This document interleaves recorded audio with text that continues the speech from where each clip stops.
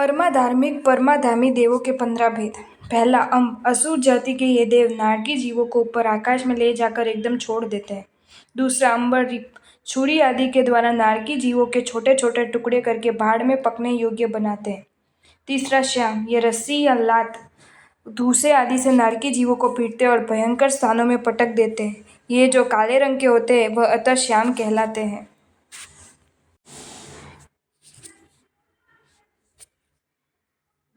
शबल, जो नारकी जीवों के शरीर के आंतें, नसें और कलेजे आदि को बाहर खींच लेते हैं। ये शबल अर्थात चित्त कबरे रस वाले होते हैं, इसलिए इन्हें शबल कहते हैं। पांचवा, रुद्र रौद्र, जो नारकी जीवों को भाला बर्छी आदि शस्त्रों में पिरो देता है और जो रौद्र भयंकर होते हैं, इन्हें रुद्र कहते हैं। छठा, उपरौद्र, जो नारकियों के अंगों पांगों को फाड़ डालता है और जो महारौद्र अत्यंत भयंकर होते हैं, उन्हें उपरुद्र कहते हैं। सातवां, काल, जो नारकियों को कढ़ाई में पकाते हैं और काले रंग के होते हैं, उन्हें काल कहते हैं।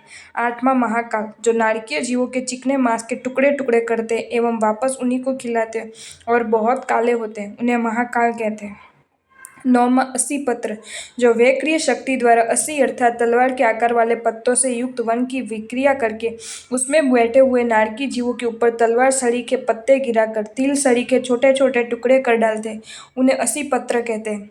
10वां, धनुष, जो धनुष के द्वारा अर्धचंद्रादि बाणों को फेंककर नारकी जीवों के कान आदि को छेद देते हैं, भेद देते हैं और भी दूसरे प्रकार की पीड़ा पहुंचाते हैं, उन्हें धनुष कहते हैं। 11वां, कुंभ, जो नारकी जीवों की कुंभियों में पकाते हैं, उन्हें कुंभ कहते हैं। 12वां, वालुका, जो वैक्रिय द्वारा बनाई हुई कड़म पुष्प के आकार वाली अथवा वज्र के आकार वाली बालू रेत में नारकी जीवों को चने की तरह भूनते हैं, उन्हें वालुका कहते हैं। 14वां, खरस्वर, जो वज्र कंटकों से व्याप्त शालमली वृक्ष पर नारकी जीवों को चढ़ाकर कठोर स्वर करते हुए अथवा करुण रुदन करते हुए नारकी जीवों को खींचते, उन्हें खरस्वर कहते हैं। 15, महाघोष, जो डर से भागते हुए नारकी जीवों को पशु की तरह बाड़ में बंद कर देते हैं तथा जोर से चिल्लाते हुए उन्हें वहीं रोक रखते हैं, उन्हें महाघोष कहते हैं।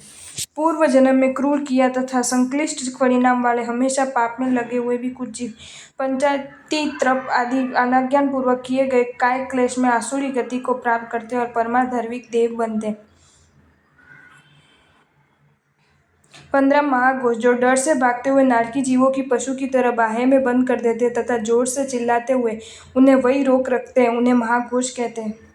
दूसरा, व्यंतर जाति के देव, ये भी मुख्य 2 प्रकार के हैं, व्यंतर, वान व्यंतर।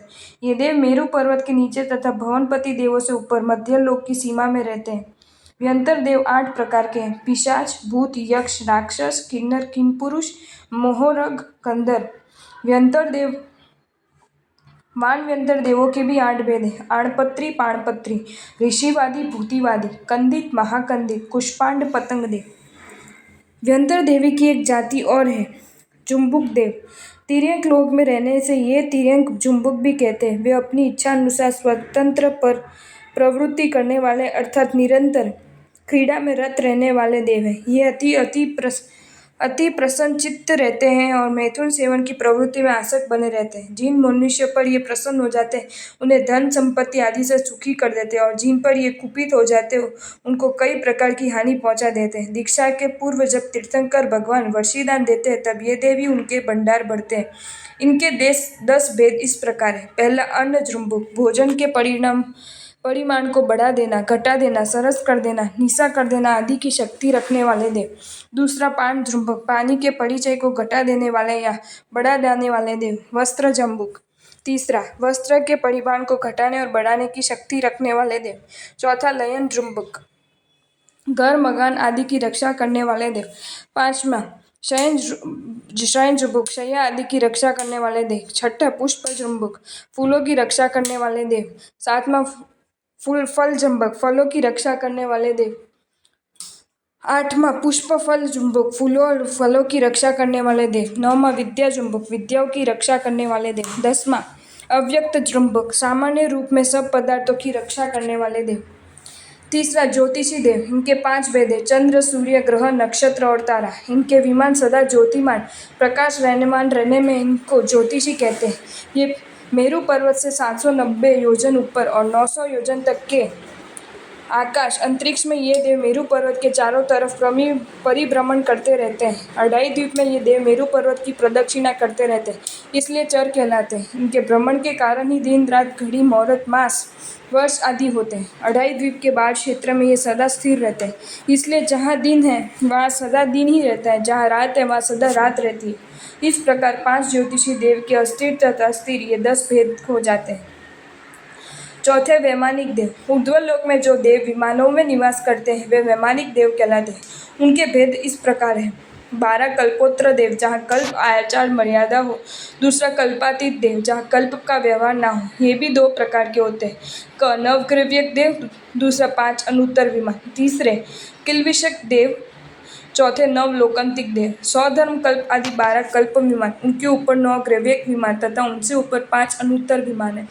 पंचम देवलोक के पास तृष्णार्थ के किनारे पर जो 9 प्रकार के लोकांतिक देव रहते हैं। तीर्थंकर भगवान जब दीक्षा लेने का विचार करते हैं तब ये देव आकर उनको विनती करते हैं। प्रथम, तृतीय तथा छठे देवलोक के नीचे 3 प्रकार के किल्विषक सफाई करने वाले देव रहते हैं।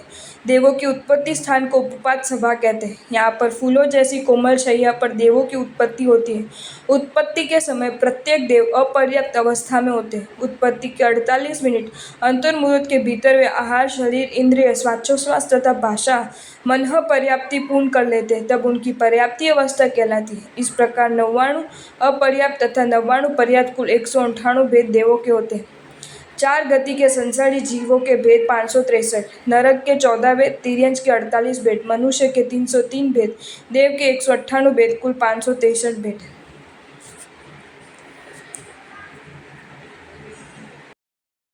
आपको ये वीडियो अच्छा लगा हो तो इसे लाइक करें और शेयर करें, और ऐसे ही नए नए वीडियोज़ देखने के लिए सब्सक्राइब करें हमारी channel Jain facts and stories को।